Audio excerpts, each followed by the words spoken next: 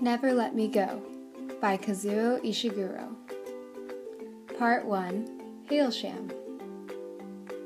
Let's meet our three main characters.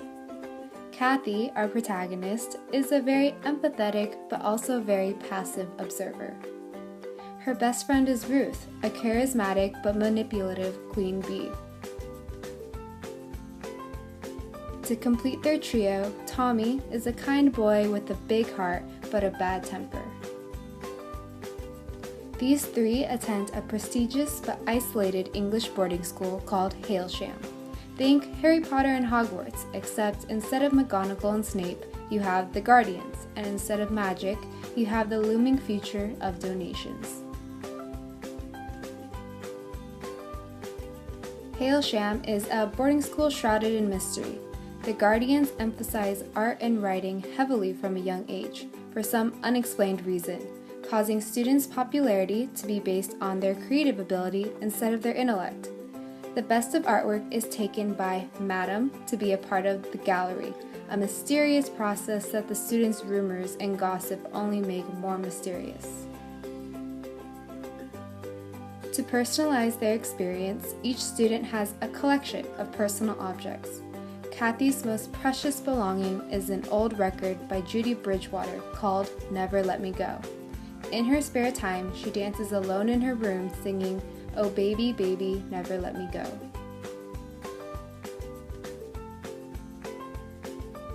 As the students grow up, Kathy slowly becomes aware that her classmates are all pairing up romantically, including Ruth and Tommy. She is very self-conscious about her own sexual desires, especially because she doesn't have a sexual partner. Part 2. The Cottages. The cottages act as a relaxed halfway point between Hailsham and the outside world. There is no adult supervision other than the veterans, the students who have already been there for many, many years.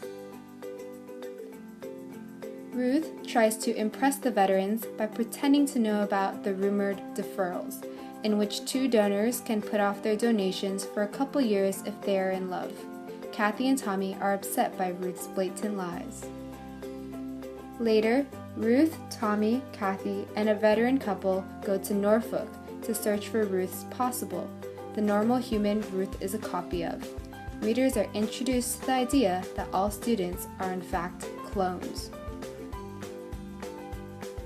Wandering through Norfolk, the group cannot find Ruth's possible, causing tension and fracturing within the trio.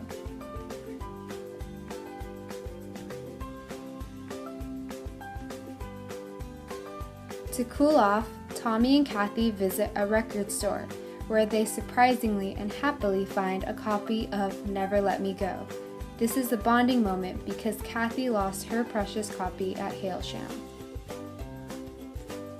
Part 3. The Outside World. Years later, Ruth, Tommy, and Kathy have left the cottage and gone their separate ways in the outside world. Kathy is finishing up a 12-year stint as a carer, in which she takes care of people who have donated their vital organs. Ruth and Tommy have already both donated their first organs and live in hospitals full-time. After hearing that Ruth's first donation was particularly difficult, Kathy becomes Ruth's carer. Although rocky at first, the two rekindle their strong friendship, reminiscing over their days at Hailsham and the cottages.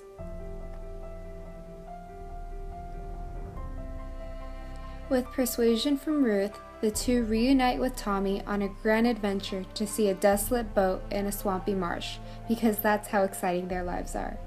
Afterwards, Ruth apologizes to Kathy for keeping Kathy and Tommy apart as a couple in their childhood.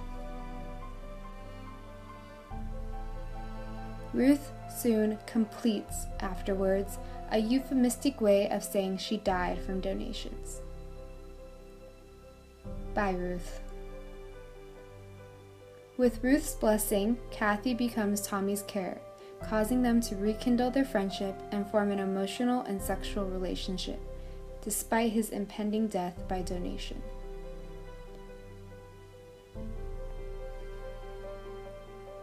In an attempt to get a deferral of their donations, Kathy and Tommy track down Madam.